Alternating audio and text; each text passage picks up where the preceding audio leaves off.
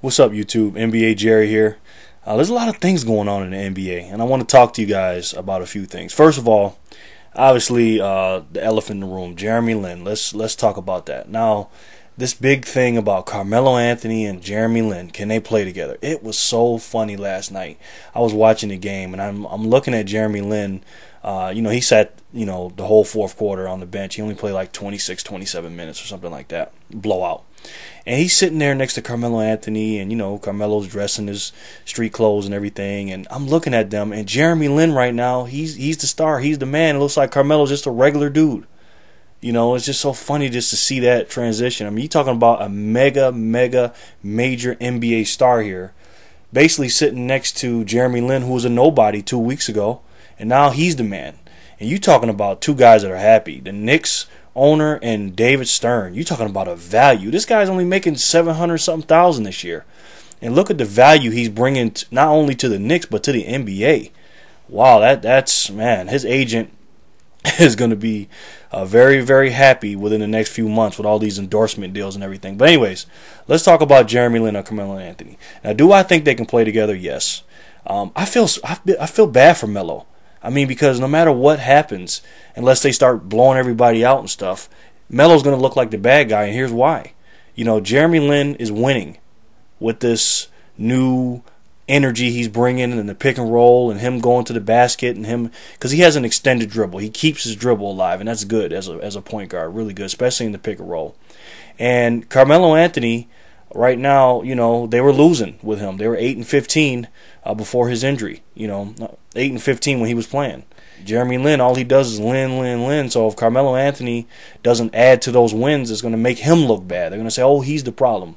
Do I think they can play together? Yes. Chauncey Billups and Carmelo got along pretty good. Now, obviously, this is a totally different type of point guard. Jeremy Lin is a pick and roll point guard. He likes to drive to the basket. His jumper is kind of suspect. I know he hit some threes against the Lakers, and I know he hit the game-winning three. But if you guys got to watch every single game and not the highlights, Jeremy Lin has a suspect jump shot so far. To Carmelo's credit, Carmelo had to play a lot of point forward. He played a little bit of point guard in high school, he said. But this guy's a scoring machine. He is a scorer. He likes the ball on the right wing, and he likes to isolate, and he likes to get the ball on the block. Everybody knows that.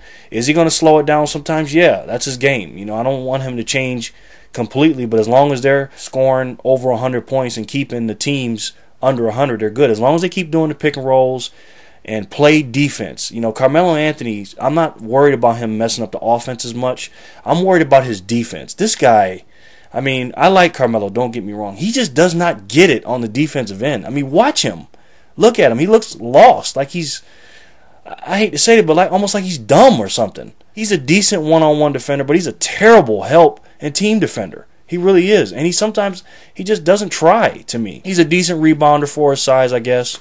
But he's got to play better defense, and I'm not worried about the offense. They can keep doing the pick and rolls with Tyson Chandler and Amari and do some isolations for Carmelo. That's not what I'm worried about. I'm worried about the defensive end and the effort on that end. J.R. Smith is close to signing to the Knicks. He's down to two teams, either the Clippers or the Knicks. He's close with the Knicks. I would love that pickup because J.R. Smith plays really, really good offense. He can shoot threes. When Jeremy Lin, drives, he can kick it out to J.R. Also, it'll stop more of the double teams off of Carmelo because of, J.R. Smith is a knockdown shooter. He can drive to the basket, and obviously he's athletic. I like Landry and everything, Landry Fields, but he would be good coming off the bench for J.R. Smith, or vice versa. J.R. Smith can come off the bench too. So either way, that'd be good. That'd be an excellent pickup for the Knicks. I would really like to see J.R. Smith go to the Knicks. All-Star Weekend is going to be cool, man. Shaq and Charles Barkley are the GMs for the sophomore rookie game. I like the fact that they're blending all the rooks and the sophomores together, and they're going to do a draft, and Shaq's got the first pick. He already said he's going to pick Blake Griffin. So I'd like to actually see Jeremy Lin in that game. That would be great. I know David Stern put him in the skills competition and also to help Iman Shumpert with the dunk contest. I think Iman Shumpert kind of got blackballed in that game. I think he should have been in that game as well. Iman Shumpert's been playing good. He's up there in all rookie categories. I think he should have been in that game, but he wasn't. But at least Jeremy Lin is in the All-Star Weekend. I like that as well. Now the dunk contest. The dunk contest is going to be interesting. Now, everybody knows Blake Griffin's not going to be in it. And I kind of not blaming him because this is a shortened season and everyone playing so many games. And Blake Griffin's going to be playing in the rookie-sophomore game and the All-Star game. I mean, what else do we want from this dude, man? You got to give the guy time to rest, man. The participants now are Paul George from Indiana Pacers. You got Iman Shumpert for the Knicks, Chase Budinger from the Rockets, and you got Derek Williams from Minnesota. I like these guys. Now, for those of you that don't know, Iman Shumpert is very athletic, guard from the Knicks, jump out of this world, great defensive player. This guy can get up. Paul George, 6'8" last year. Now he grew 2 inches in the summer, and now he's 6'10". He can get up, man. He can jump. And Chase Budinger, he's a Caucasian guy. He's a white guy, and the reason I like him is because I like it when Caucasians are in the slam dunk competition because nobody gives him a chance. Oh, this guy can't jump. He can't. Man, listen, Chase Budinger, when he was in high school, he won the high school All-American slam dunk competition, and also he's a volleyball player, a former volleyball player in high school and college. This guy can get up, so don't get it twisted. So I'll look for him to have a big dunk contest. And then Derek Williams, obviously, out of Arizona, plays for Minnesota. This guy can, gets the receiving end of a lot of Ricky Rubio alley-oops, and this guy can jump out the gym. But you might as well just give it to Iman Shumpert to win the dunk contest because the fans are voting now. They get 3 dunks apiece, 1 round, which I like because sometimes the slam dunk contest is too long, and I like the fact that it's just 3 dunks, and that's it. But Iman Shumpert's going to win, folks. Obviously, with Jeremy Lin being his guy to throwing him the passes and stuff, everybody loves Jeremy Lin, so he's definitely going to win just because the fans love Jeremy Lin, unless Iman Shumpert just misses all of his dunks. If Iman Shumpert gets his dunks off, he's the guaranteed winner. The 4 guys, though, I would really like to see in the dunk contest if it were up to me, even though I said Blake Griffin should rest. The 4 guys I would like to see is Rudy Gay, LeBron, Dwight Howard, and Blake Griffin. That would be a great dunk contest. But, folks, I hate to say this, but don't look to see Blake Griffin in any more dunk contests. I think he's going to pull the Vince Carter and the Kobe Bryant, the one-and-done slam dunk. You win it one time, you get in it, win it one time, and you're done. And I think that's a good idea. Blake Griffin did a great job in the slam dunk competition. He dunks every night. Everybody knows how high he can fly. The only thing he can do is lose. He's penciled in to win every time he gets into it. So there's really no upside to him getting into the dunk contest. Just a simple fact of he's done everything in the slam dunk. So he's the man. Everybody knows he's the best dunker in the NBA, if not the world. So all right, now let's talk about my boy, everybody's favorite player to either love or hate, LeBron James. Now let me let me give you my thoughts on this dude. Man, this guy cannot keep his mouth shut, man. I don't have a problem with the comments. I really don't. I'm kind of on both sides of this.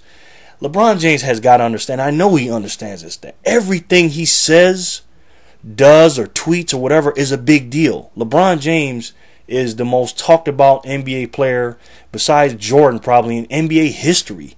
Especially with the social media right now, LeBron, everything he does is under the microscope.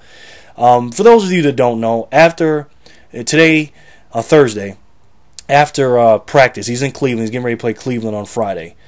A reporter was asking him some questions about Dan Gilbert and coming to Cleveland. He basically said that if Cleveland would take him back, he'd play for them. He doesn't have a problem with Dan Gilbert. Obviously, Dan Gilbert was mad when he said what he said, and LeBron actually admitted that he made a mistake by basically doing the decision.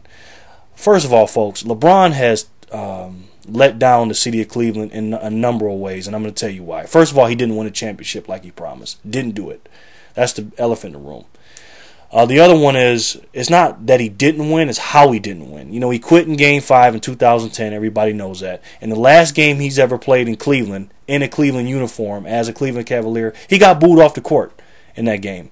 15 points. They had aspirations to win a championship, and he laid an egg, and he quit in Game 5, period, point blank, and he lost. And then he went on and did the decision, and he basically, on national TV, basically took a you-know-what on the city of Cleveland on national TV. He did all that thing, and then all the comments and everything else, and did the parade and the dance in Miami, and promised this and promised that. Basically, Cleveland was an afterthought. So he disappointed the Cleveland Cavalier fans. Now, folks, when he went back to Cleveland, man, you talking about a guy that was facing the fire, man. That game, that Cleveland-Miami game on December 2nd was like the NBA Finals. I have never seen a player take that much scrutiny in one game. This guy was, I mean, hey, you guys seen it. They were booing him, calling him, I mean, they hated him. And I know he felt it. Even though he had a good game, I know he felt it, man. He was like, man. And he don't want to feel that way anymore. I think that's why he made those comments. He feels bad about what he did to Cleveland. He really does. Now, is he going to go back to Cleveland and play? Of course he's not. The man's 27 years old. He did a 5-year contract. He's got 4 years left on the contract. You know, when will he have a chance to play with Cleveland? So my thoughts on the comments, I don't think he should have made them. I think he should have just said, hey, I'm a Miami Heat player now. I love the city of Cleveland and Akron, and, you know, I'm in Miami right now, and I'm trying to win a championship right now. Instead, because of his personality and what type of person he is, you know, he doesn't want Cleveland to hate him because he's going to face the fire on Friday, and he knows it, and he doesn't want to do it anymore. But even with those comments, is the crowd going to lighten up on him? I don't think so. I still think they're going to let him have it because, you know, they don't like the way he left, man, period. I don't blame him. I really don't. But, hey, everybody's got to move on, and he made the decision. It's been a year and a half, so everybody should move on. All right, guys, let me know what you guys think about all the subjects I talked about. And here's my question, folks. Let me ask you this. Do you ever think LeBron James will ever play for Cleveland again? Is that just pie in the sky stuff, or do you actually think that's possible? And if it is, explain it in the comments and let me know either way. All right, so let me know if you think LeBron James will ever play for Cleveland again or will he retire as a Miami Heat. Let me know, guys, okay? Thanks, guys. Take care of yourselves. I'll talk to you soon. And don't forget, if you can believe it, you can do it. Thanks for watching. You guys know I appreciate it. And remember, folks, always treat people how you want to be treated, and everything will be okay. This is NBA Jerry, and I'll talk to you soon. Peace.